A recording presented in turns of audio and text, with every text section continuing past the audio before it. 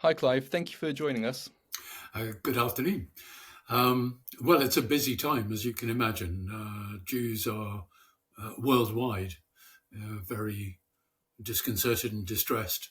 Um, Certainly in Britain, I doubt that there are many Jews who don't have friends or even family in Israel. I've got a daughter living there who just gave birth to my granddaughter just 2 or 3 weeks ago. So it's all very immediate.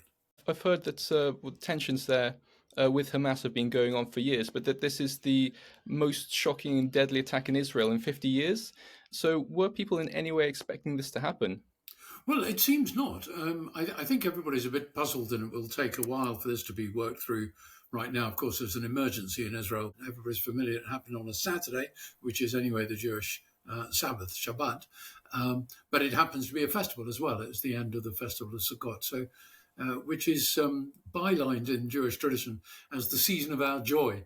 So a very bitter way to end the festival, actually. And people with relatives in Israel have described to me a really difficult situation. They say that they're scared to go out, that supply lines have been cut with supermarkets having little to no food, and that they're hiding in bunkers multiple times a day. So, can you recount to me what it's like for people in Israel right now?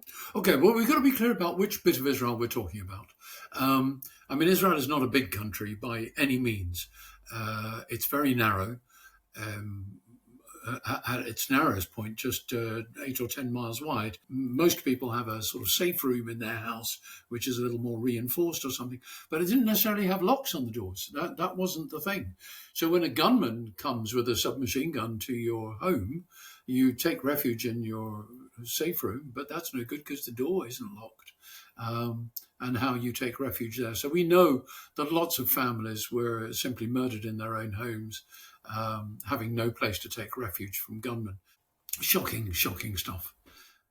So what you hear about people being unable to get stuff in supermarkets and so on, I'm not surprised in that area of Israel. You go to the big cities, to Tel Aviv or to Jerusalem or Haifa or wherever, I don't think that's happening. Although obviously, of course, reservists have been called up into the army, and that disrupts the economy immediately. People have to leave their jobs straight away and get off and get to their army responsibilities. And one of the issues that this has raised is that there's the risk of terror attacks, not just in Israel and the surrounding area, but all across the world. So, does this create any issues for Jewish people and the Jewish community here in the UK? How is the Jewish community feeling here? Well, it absolutely does create those things. You said right at the very beginning, Malcolm, that this was unprecedented in Israel. And let's remember, Israel has never had effectively an invasion. When there's a spike like this, then people get doubly vigilant. We're very, very grateful and appreciate that the police and the government have immediately stepped up and said, don't worry, we'll increase patrols, we'll keep an eye on things for you, because they know as much as we do that this is likely to increase. And we know that the last time there was an explosion of conflict around Gaza, which was just a few years ago, 3 or 4 years ago, folk drove down from the north of England, some pro-Palestinian, well, I suppose pro-Hamas people, drove down from the north of England somewhere and drove slowly through Jewish areas of London, yelling, "We're going to rape your daughters. We hate the Jews," and stuff like that. It's pure anti-Semitism. There's no two ways about it. Obviously, the situation is unfolding very rapidly.